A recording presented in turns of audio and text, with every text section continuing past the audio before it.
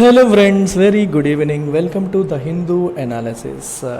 This beautiful article is from General Studies paper 3.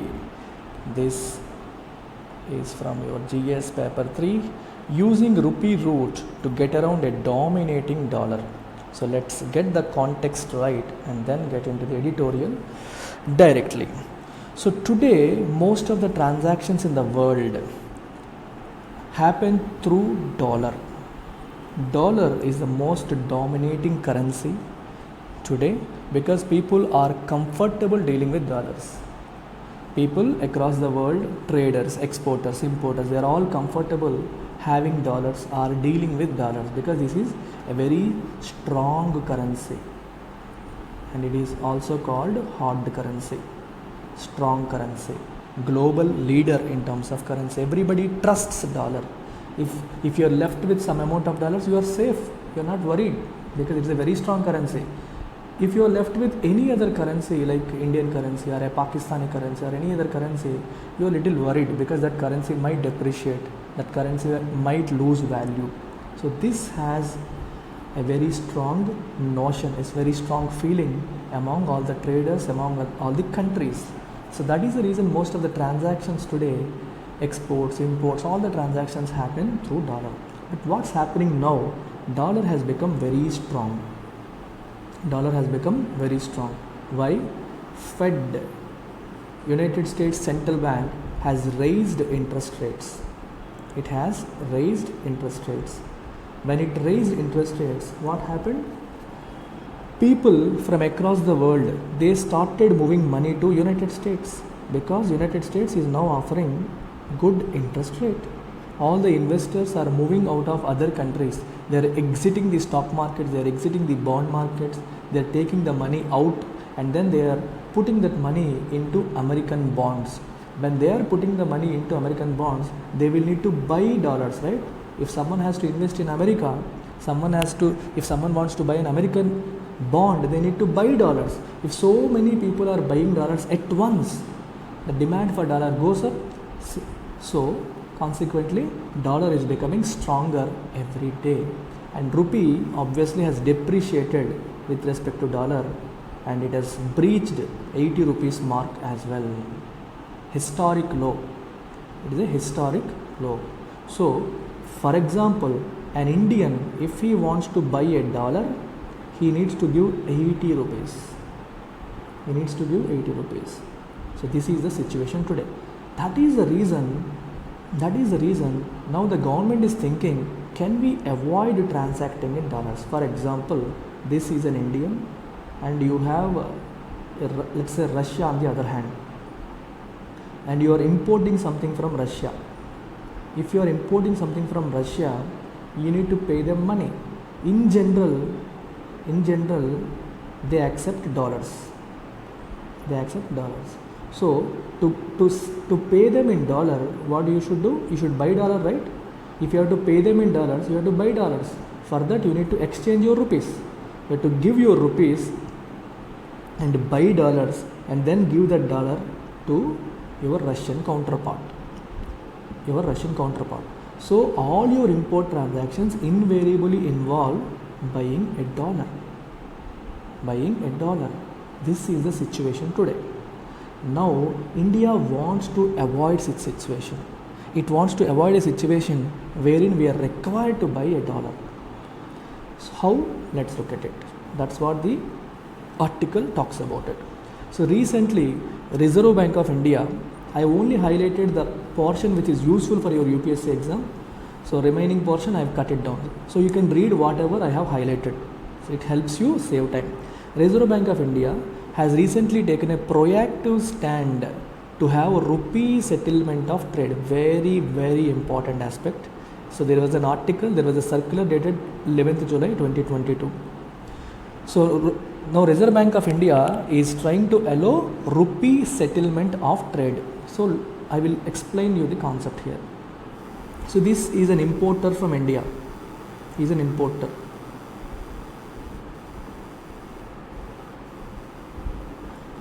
And you have an exporter in Russia.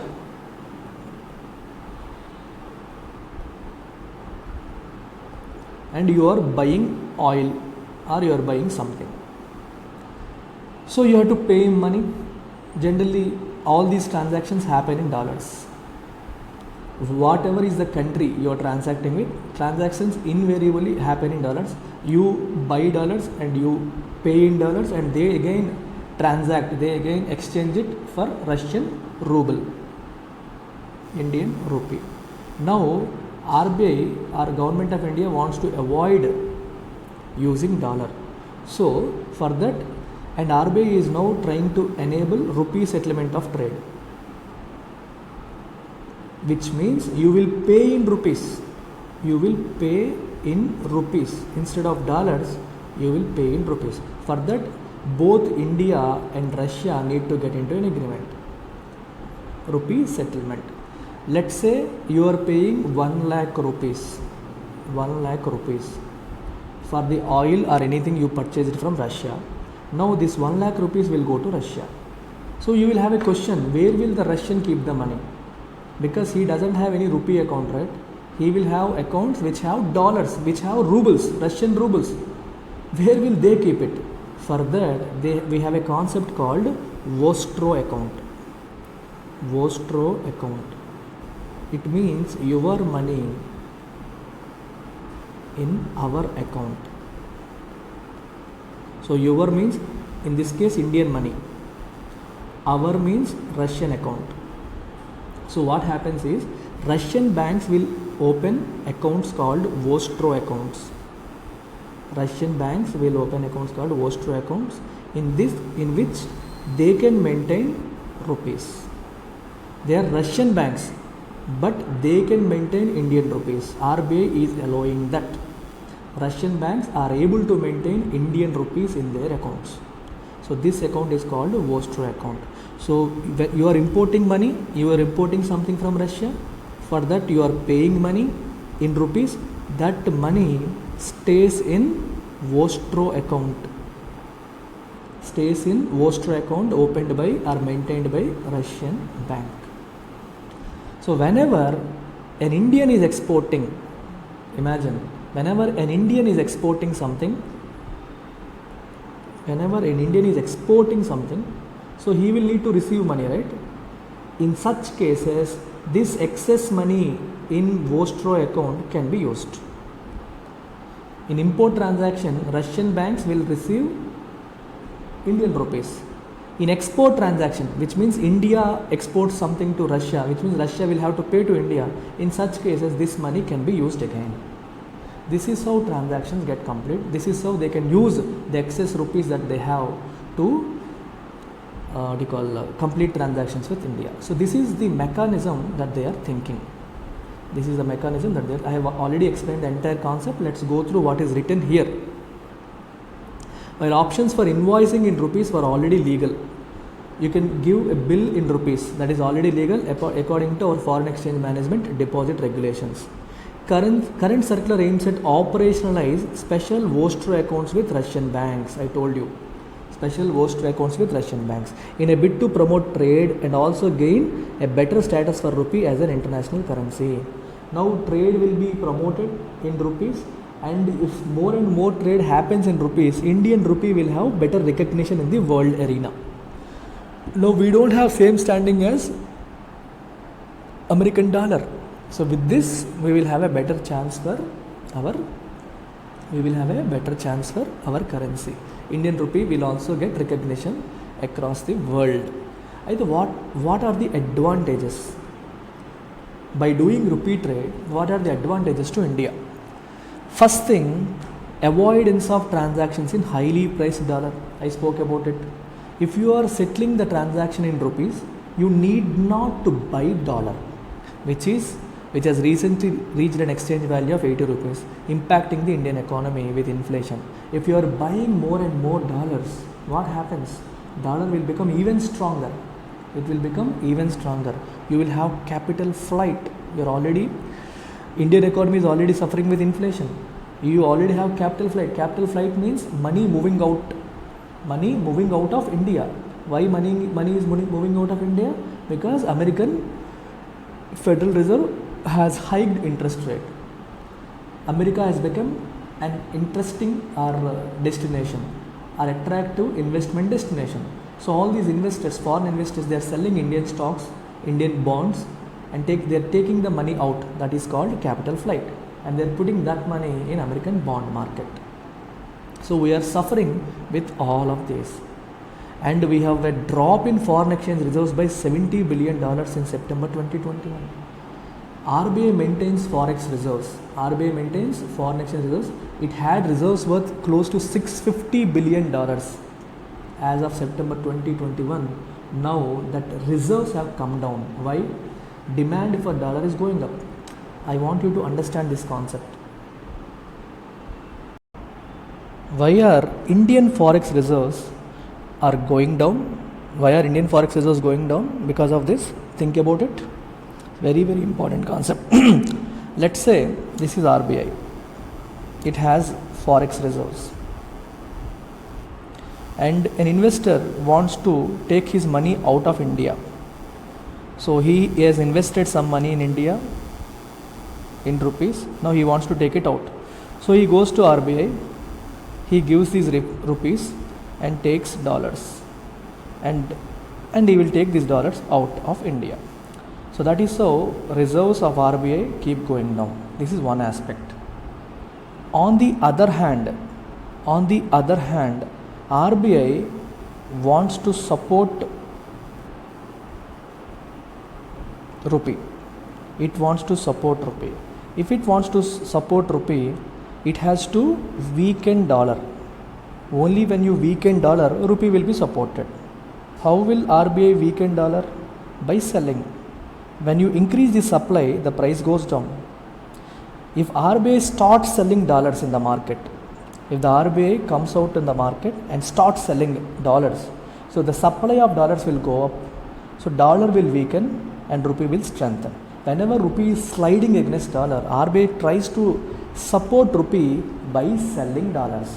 In this process also, RBI's dollar reserves go down. This is how our reserves of foreign currency have gone down by close to $70 billion since September 2021. This is one aspect. These are the issues that we are facing. Now here we are talking about advantages for India. First thing, you are avoiding transactions in dollars. Second thing, you can now buy oil with a depreciated ruble. If you are not dealing the transaction in dollar, you will have to deal the transaction in rupee versus ruble. Ruble has depreciated. Unlike dollar which has appreciated, ruble has depreciated. Why ruble has depreciated? Most of the foreign investors left Russia. Because of Russian sanctions, Western countries imposed a lot of sanctions on Russia because of Russia-Ukraine war.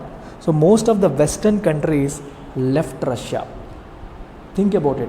When a business leaves Russia, what will they do? They will wind up all the operations.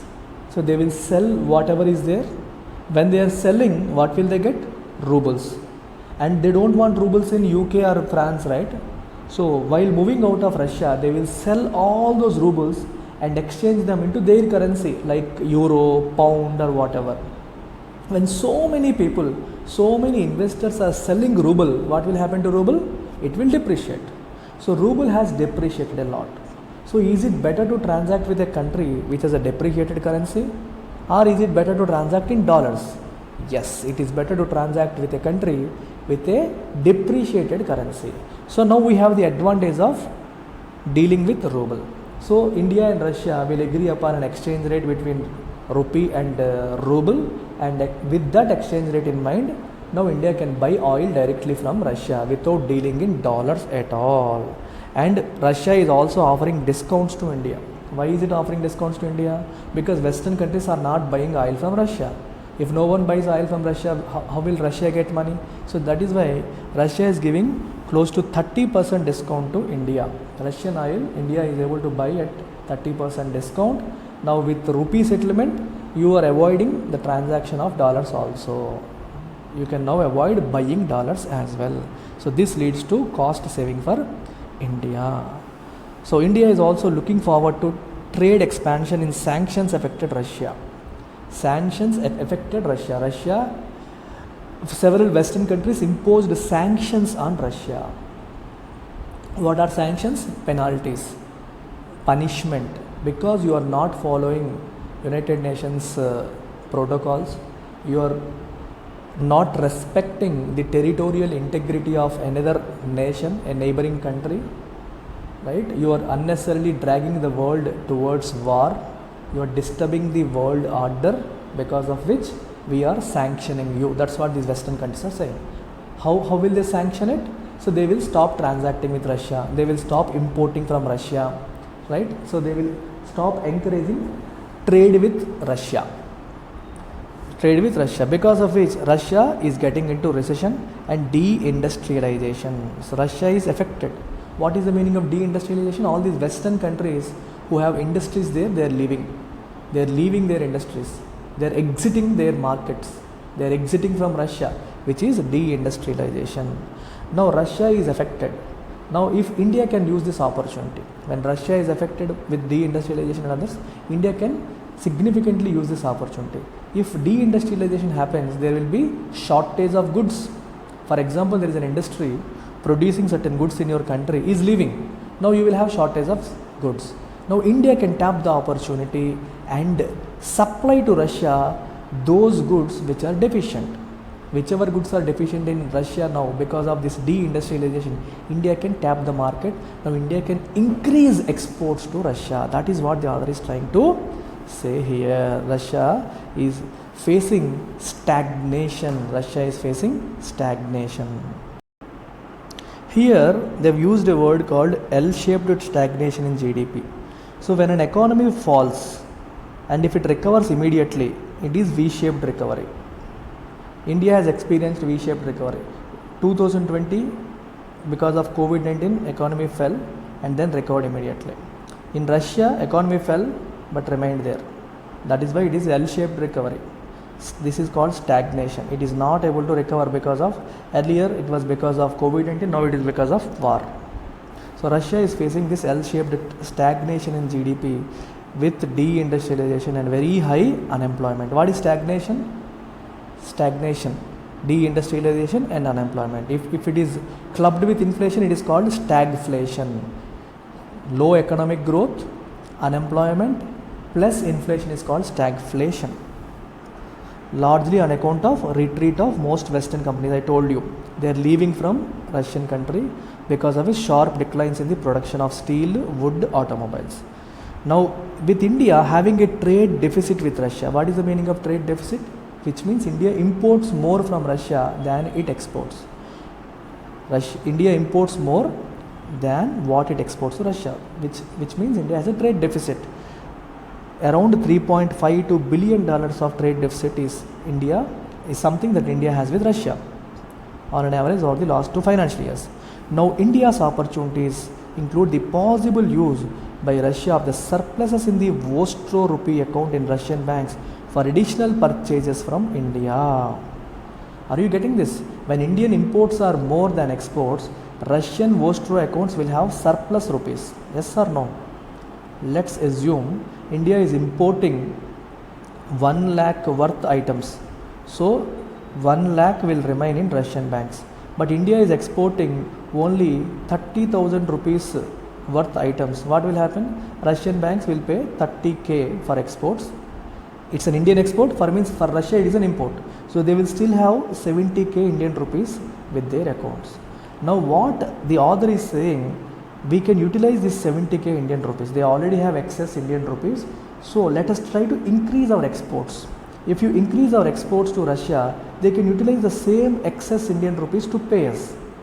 So we'll continue to have rupee settlement. That is what it is saying. So such purchases could include not only pharmaceutical products and electrical machinery, which we are already doing. Apart from that, a range of products that Russia might need, particularly to redress the hardship faced with the sanctions. Because of these sanctions by Western world, Russia is facing certain problems. To solve those problems, India can supply those goods which Russia needs immediately. But there are some issues. We looked at some advantages. We looked at some advantages. With rupee settlement, there are certain advantages. We looked at all of them. Now there are some hurdles as well. What are the hurdles? First thing, you need to agree upon the exchange rate between rupee and ruble. At what exchange rate we are going to do this? There are certain concerns about it, right? Second thing, private parties, are they willing to accept rupee for trade and settlement? Are they ready to accept rupees? Because everybody is worried rupee is not a hard currency. Hard currency is a strong currency which is stable. Soft currency is a currency which is not stable, which is volatile. Volatile means which is not stable, which keeps changing. Indian rupee is not a hard currency. So, will they forego greenback? Greenback is nothing but your dollar. Dollars when they were printed in 1930s for the first time, the back of the dollar note was in green color. That is why they are also called greenback. Will they forego dollar and trade in rupees? Are private companies confident enough about rupees? That is one question. Second thing, official concerns for reactions. For example, how will United States react? United States and Western countries are asking everyone to avoid Russia. Don't transact with Russia. Cut down your economic interactions with Russia. That's what they are saying. Russia is indulging into war. They are not, they are not following world order. They are breaking certain rules. They are breaking the territorial integrity of Ukraine. So let's not support Russia. Let's stand against Russia. That's what these Western countries are saying. But India is increasing its trade with Russia. So US might be angry because of this. US might be angry because of this.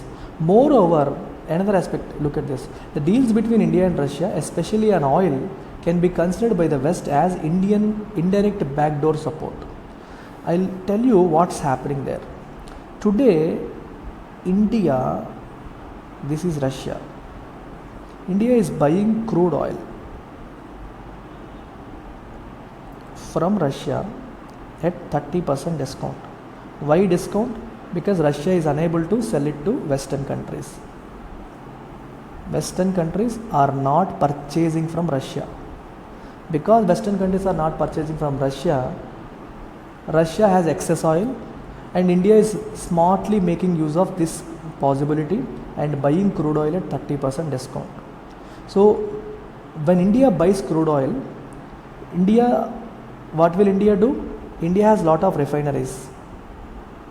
What will a refinery do? Refinery will refine the crude oil and produce petrol, diesel, kerosene, etc. from crude oil. So Indian refineries are buying excess crude oil from Russia. They are producing petrol, diesel, kerosene, etc. And domestically we need a lot of petrol and diesel and kerosene. And they are producing excess petrol and diesel and they are exporting it to Western countries at market prices. Are you getting it? Are you understanding what's happening? You are buying the raw material, which is crude oil, at a discounted price, and you are producing petrol and diesel and you are selling it at market price. So Indian refineries are making hell lot of money, including Reliance. Reliance is a private refinery. Now Reliance is also making a lot of money. It is able to purchase the raw material at discount but selling the final product at market price. Now West is suffering because of which. West, since it has decided not to buy from Russia, it will have to buy petrol, diesel from some other place. Instead of buying crude oil, they are directly buying petrol and diesel from India. And India is smartly selling petrol and diesel at market prices, not at discounted price. But it is getting crude oil at a discounted price. So that is why West is thinking India is indirectly supporting Russia and India is getting benefited out of this particular situation. So India is importing Russian crude oil at 30% discount, processing at refineries in Gujarat, which include Reliance, then exporting those to the Western countries. So these companies are exporting to the West with robust refining margins. They are getting loads of money because of this. Rest everything is history. You don't need to read all of that. So this is what you need to understand from this article. I hope you have understood some concepts like Vostro account, greenback, rupee settlement of trade, how it happens, and what are the advantages for India, what are the possible hurdles in doing so. Very important article conceptually from the perspective of General Studies paper 3. That's about it. So let's move on to next article. Second article of the day, government's own gig workers, and again general studies paper 3. Yesterday we had all articles from GS2, today we have articles from GS3, Indian economy. Who is a gig worker? A gig worker is someone who is not a permanent one, it's like a freelancer. Best example is your Swiggy, Zomato delivery boy, whose job is not permanent. He can join as and when he wants, he can leave as and when he wants. So he will not have these formal provident fund, insurance and all, because these are not permanent jobs. They will not have all those formal structures. The advantage employees will have is that they can leave whenever they want, they can join whenever they want. It is like an independent contractor, right? Like project based work, right? They have all the flexibility. Companies also have the flexibility because they don't have to keep them in their payroll permanently. They don't have to maintain a provident fund account. They don't have to provide insurance services and all of them. So companies are also cool about it. So this gig economy is booming in India. Your Uber cab drivers, Ola cab driver, Zomato, Swiggy, all these people, none of them are on official payrolls of those companies. They're all temporary workers. It fits both the companies as well as the people also, because some people they don't want to be permanently associated as a delivery boy. Temporarily he wants to work, he needs money because of his current financial needs. He is working as a delivery boy. He might not want to settle as a delivery boy, right? So this is the concept of gig worker. But here the author is talking about government's own gig workers, which means government, there are people who are working with the government, but they are not on the payroll of the government. They are not permanently on the payroll of the government. They are not getting any benefits out of government, but still they are working for government via contractual agencies. So that is what the author is talking about. So I have highlighted all the important portions of the article. Go through them, that is enough. So he is saying government employment in India can be classified into three categories: permanent jobs, contractual jobs, daily wages. Three categories: permanent, contractual and casual employees or daily wages. That is how he has categorized them. So recently outsourcing has become dominant mode of working in government. For anything, from a very highly specialized task to the most routine ones, Indian government is not taking people on a permanent basis. They are outsourcing it to agencies. For example, what is the meaning of outsourcing? Let's say there is a company, for example LTX classes. We have some needs for accounting. We have to maintain our accounts, we have to pay GST, we have to pay income tax. There are several things. So should I have a separate accounting department in the organization, or should I outsource it to a chartered accountant? Which one is beneficial for me? Outsourcing, because I don't need to maintain it on a daily basis. I don't need to pay him salary on a daily basis. As and when I need, I can ask the chartered accountant to do it for me and I will pay him. This is outsourcing. If it is not your core function, you should not try to take it. For example, can I outsource teaching? For a coaching center, teaching is the most important aspect, right? So I cannot outsource. I will have my own people teach, because that is my core function. But rest of the functions I will try to outsource. Now the governments are also doing the same thing. So governments, some functions they are trying to outsource. Instead of taking people in and maintaining them as employees, they are trying to outsource. For example, sanitation workers. Now most of the sanitation workers that you see on the road in the morning, they are not from the government. See, these GVMCs, the municipal corporations, they are outsourcing it to private agencies. So these people are working on behalf of a private agency. Our municipal corporations are paying the private agency, and private agency is paying these people. So government need not maintain them on their payroll. Or a junior engineer or a highly paid consultant, from a low level to high level, we are outsourcing people to agencies, external agencies. In outsourcing, you have two main methods. First thing, there are two main methods to induct an employee on contract. If you want to take an employee on contract, there are two methods. First thing, directly on the payroll of the entity. For example, this is government organization, and you have this person. You can directly take him on the payroll for a fixed contract. He is not an employee, he is not a permanent employee, but he is a fixed contract employee. So government is taking a person for 1 year contract or 2 year contract. Second thing, outsource it to labor contractor. In second thing, what happens, this is government and this is a labor contractor agency. So he will hire a person, but this person will work for the government. So government will pay to labor contractor for him, for using the services of this person. So labor contractor, let's say he is paying 20,000 to this person, but he will charge 30,000 or 40,000 from the government. So this 10,000 is the profit that the labor contractor is getting, and government has the flexibility because this person is not directly on the payroll of the government. Government can relax, it need not worry about this person's employment. As and when government wants, it can use the service of the labor contractor. If the government doesn't want, he can simply wash off the hands.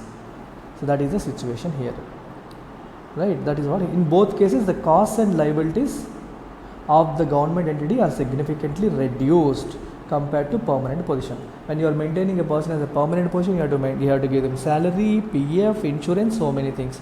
In such cases, you don't need to give anything except the salary. But in both the cases, the government entity remains the principal employer. Obviously, the money is coming out of government, but there is no responsibility of maintaining that person. If he is a permanent employee, you have to maintain him on your payroll, whether he has work or he doesn't have work. Government should continue to pay him salary. It has the burden in permanent employee case, but here the burden of responsibility shifted to the contractor in the first case. In the second case, the labor contractor has the responsibility. In the second case. So why government is encouraging such things? Because of it wants to shift the responsibility. It doesn't want to maintain so many people on its payroll. The shifting of responsibility to the contractor, it gives a lot of flexibility to managers and officials to India. Second thing, the possibility of litigation seeking for regularization. All these contract employees, there are two things. For an employee, if he comes to government as a permanent employee, then you have to maintain him. That is a problem. Second thing, if you take him as a contractual employee, he will fight for regularization. He will always come out to the government and ask the government to regularize. Please regularize, take me as a permanent employee. If you are taking a person on the government payroll, with fixed contract, he will fight for regularization, he will ask for permanent job. That is the reason they are avoiding the second contract also. Instead, they are going to labor contracts. If you are taking a person from a labor contractor will pay salary to the person, government will not pay. So he is not on the direct payroll of the government. I hope you are getting. He is not directly on the payroll of the government. You are paying the labor contractor, and labor contractor will in turn pay the money to that particular person. So that is why government is preferring this concept more than the second concept or the first concept. So this is what is happening, and because of which Indian governments are look at this, how it happens. So today this is a government entity, this is a labor contractor, and you have this person is on the payroll of the labor contractor, but he is working for government. So government is paying money to the labor contractor office, and labor contractor will pay money to this person, and he will take a margin. Now this labor contractor is becoming like a HR. He is becoming like a HR because human resources are on his payroll and government doesn't have anything.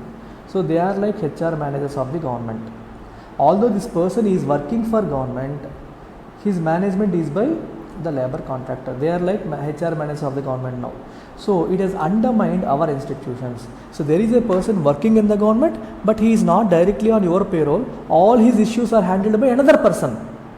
So someone working in government, but his affairs are managed by another person. It's like the outsider is like a HR manager of government.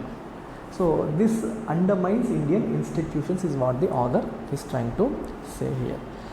So what is author's solution? The author is asking for contractual recruitment. We have three, right? Permanent, contractual, and complete outsourcing it to labor contractor. The author is saying let's go for the second option. Let's go for the second option. So you take people directly on the payroll of the government, but on a contractual basis. On a contractual basis. When you are doing it, it creates a viable avenue of employment for India's working age population. They will feel good if they are working directly with the government, and they will think it's a government job, although it's a contractual job, not a permanent job, but they will still feel it's a government job. It's a government job. It helps a lot of people who are aspiring for government jobs. So you might ask, all the listeners, you might ask, why not take them permanently? Because of fiscal constraints. If you take a person as permanent, whether you have work or you don't have work, you will have to continue to pay him salaries. So if you are taking someone on a contract, it is always beneficial for the government. If you are taking someone on a contract, it is always beneficial because you don't need to pay him salary permanently. Only for the contract period you can pay, and then if you want, you can disconnect the contract or discontinue the contract. So that is the reason contractual jobs will continue to dominate permanent jobs, at least in terms of numbers. So there will be more contract employees than permanent employees. Our local bodies, parastatals, special purpose vehicles, other public utilities, they all will gain if modalities of engagement are diligently worked out. If you diligently work out the modalities, all these organizations will gain. They don't need to take anyone permanently. They can take people on a contractual basis. So they will not have the permanent responsibility of people. They all will gain. So recently there is a transaction, there is an incident happened in Maharashtra. Look at this. In Maharashtra, MSRTC staff, they went for a strike. So because of which it had to be suspended due to non-availability of drivers and conductors. This MSRTC had a JV, a joint venture with Aurangabad city bus service. Now this particular thing had to be suspended. Why? Because non-availability of drivers and conductors. Now the government, instead of outsourcing it to a private agency, a decision was made to directly recruit drivers and conductors from ex-servicemen via fixed term contracts. There are a lot of ex-servicemen, retired army personnel. The government has decided to recruit them directly for a fixed term contract to be renewed periodically. So every year after a certain period they will be renewed. So that is how they decided to renew, induct people. And recently the Ministry of Housing and Urban Affairs, the Urban Learning Internship Program, they launched something called TULIP. This enables city authorities to directly engage young workforce for a fixed term. This is another example or another step in the right direction. So Ministry of Housing and Urban Affairs, they also came out with something called TULIP. Which enables city authorities to directly engage young workforce. So city authorities can take people on a fixed contract. So he is giving examples of fixed contract employment. So the author is recommending fixed contract employment compared to the third category, which is labor, giving it to labor contract. So finally the author concludes by saying fixed term contractual stints with the government with safeguards against sheer exploitation can be a major source of employment. Just because you are taking a person as a contractual employee, government should not try to exploit the people. If he is a government permanent employee, he will have a lot of protections. Contractual employees don't have much protection, so you should not try to exploit them. And you also try to recruit them using the principles of affirmative action and with vision of social justice in mind. What is affirmative action? There are a lot of marginalized communities, people who are disadvantaged, and government must try something to uplift them. It must try something to uplift these disadvantaged communities. All these actions are called affirmative actions, actions which try to uplift the communities, disadvantaged communities. So even in contractual employment, the author is asking us to go for reservation. Just because it is a contractual employment, So don't forget the principles of reservation. We need to finally achieve social justice. Justice should reach every part of the society. So let's not forget the concept of reservation here. So don't forget, don't skirt means avoid, don't avoid provisions for reservation. So finally is concluding by saying, as we seek to regulate the gig economy, so let's first take some concrete measures for our own gig workers. Government also has a lot of gig workers who are not on permanent basis. So let's first regularize our own gig workers, then we will try to regularize the gig economy. That's what the author is trying to say in this beautiful article.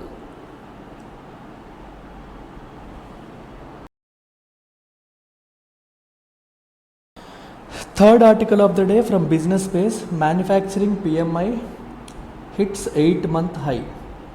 What is PMI? Purchasing Managers Index. Purchasing Managers Index released by S&P Global. It releases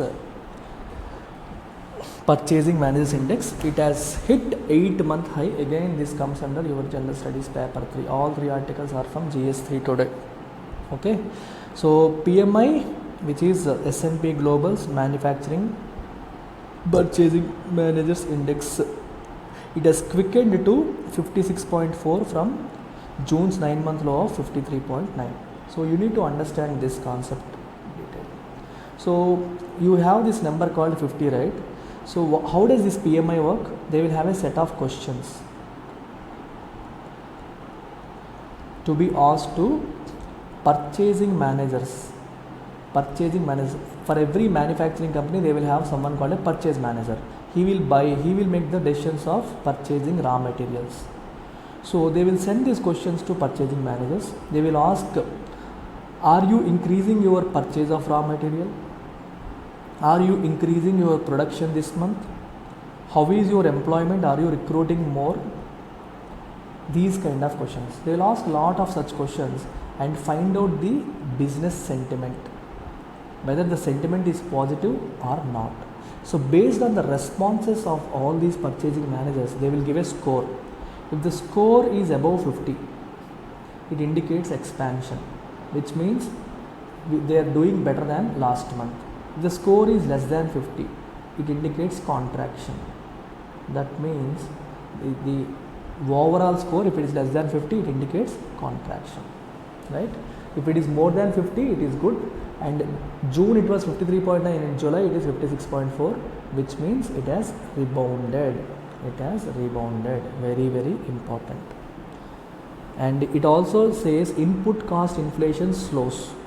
What is the meaning of input cost inflation? All the manufacturing companies, they will buy raw materials, right? That raw material is their input cost. Earlier, the prices of raw materials were going up, so very high inflation was there. Input cost inflation. Now that input cost inflation has slowed down is what they are saying. So that's it. Nothing else to learn here. This is good enough. That's about it. Let's catch up tomorrow again. Take care. Bye.